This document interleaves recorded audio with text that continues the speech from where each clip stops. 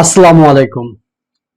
Fibre account খোলার ক্ষেত্রে আপনি কি কি সতর্কতা অবলম্বন করবেন এবং পূর্বে থেকে কি কি প্রস্তুতি নেবেন, অর্থাৎ একটা ফাইবার অ্যাকাউন্টে আপনি রান করতে চাচ্ছেন এবং সেখান থেকে ইনকাম করতে চাচ্ছেন, সেক্ষেত্রে ফাইবার অ্যাকাউন্ট খোলার নিয়ম কিছু শর্ত বলে আমি বলবো। প্রথম কথা হলো, এটা খোলার ক্ষেত্রে আপনাকে কি চিন্তা ভাবনা করে খুলতে হবে। অ্যাকাউন্ট খোলার ক্ষেত্রে কথা বলবো, আপনি একটা পুরাতন জিমেল নেবেন। জিমেলটার বয়স ন্যূনতম যাতে 1 মাস হয়, এবং আপনি একটা ফোন নাম্বার এবং একটা জিমেল লাগবে। অ্যাকাউন্ট খোলার আগে আপনার সুন্দর একটা পিকচার থাকতে হবে প্রোফাইলে দেওয়ার জন্য, যেখানে আপনার ফেসটা, এই যে ফেসটা সুন্দরভাবে সামনে থেকে যাতে দেখা যায় স্পষ্টভাবে, বেশি দূরের না, কাছে হলে ভালো হয়। স্পষ্টভাবে একটা ফেস থাকতে হবে।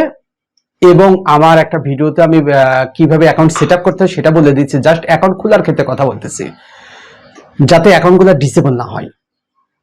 এবং আপনার একটা ডিভাইসে একটা অ্যাকাউন্টই থাকবে, এবং ডিভাইসটা অবশ্যই উইন্ডোজ দিয়ে নেবেন।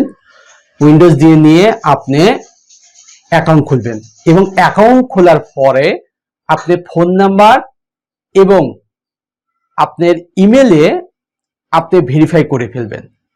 ভেরিফাই করার ফলে পরবর্তী স্টেপে আপনি অভ্যন্তরীণ বা ভিতরে ভোটার আইডি কার্ডের নাম, যে নাম, সেই নাম দিয়েই আপনি খুলবেন।